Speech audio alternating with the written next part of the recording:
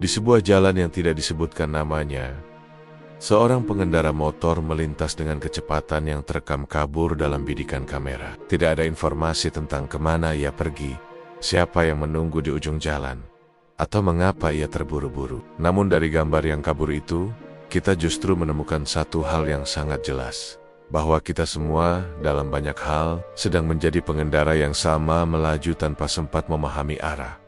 Kita tak tahu dari mana datangnya dorongan untuk tergesa, seolah ada sesuatu yang mengejar, memaksa kita berlari, menyuruh kita sampai sebelum waktunya. Kita menua dalam ketergesaan, merancang hidup dengan skema dan target, menggantungkan kebahagiaan pada masa depan yang dipercepat. Dan ironisnya, ketika yang kita tunggu tak kunjung datang, kita malah menyalahkan waktu. Alam semesta tidak sedang terburu-buru.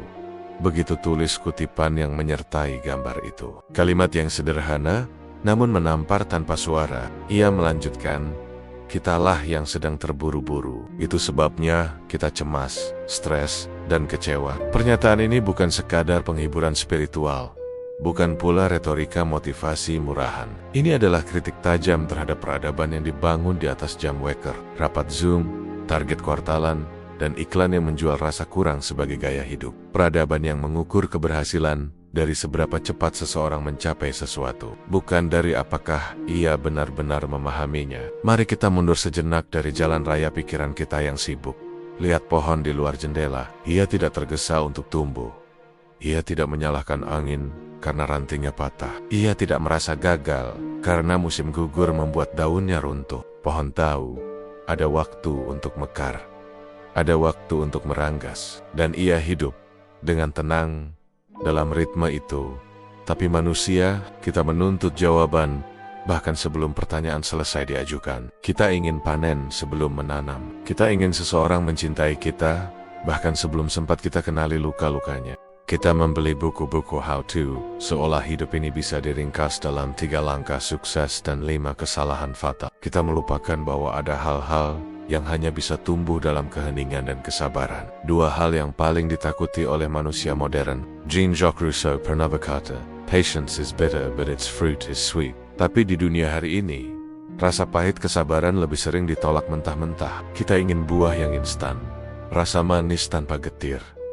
Kita ingin semua serba sekarang, dan karena itu, kita lupa bagaimana rasanya menunggu dengan percaya. Padahal, kepercayaan yang sejati bukan sekadar yakin bahwa sesuatu akan datang, tapi percaya bahwa jika itu memang untuk kita, ia tak akan pergi kemana-mana. Apa yang seharusnya menjadi milikmu, akan tetap menjadi milikmu. Bukan karena kamu mengejarnya mati-matian, tapi karena semesta menyimpannya hingga kau siap. Tapi bagaimana jika tidak datang? Itu pertanyaan yang membuat banyak orang kembali ke jalan yang tergesa. Kita merasa bahwa jika sesuatu belum juga tiba, maka pasti ada yang salah. Entah dengan kita, dengan usaha kita, atau dengan hidup itu sendiri. Padahal, kadang jawaban paling jujur dari semesta adalah diam.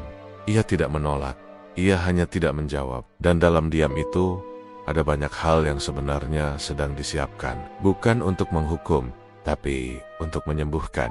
Dalam dunia yang dikendalikan oleh algoritma dan logistik, ini terdengar seperti omong kosong. Kita diajari bahwa waktu adalah uang, bahwa kecepatan adalah kekuatan, bahwa siapa cepat, dia dapat.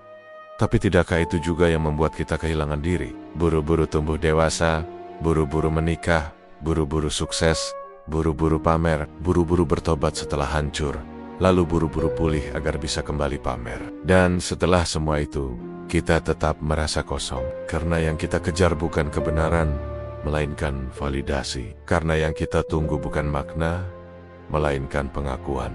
Heidegger pernah menulis tentang Gelassenheit. Suatu sikap membiarkan sesuatu menjadi seperti dirinya sendiri. Bukan berarti pasif atau menyerah, tapi merelakan segala sesuatu berproses dalam waktunya sendiri.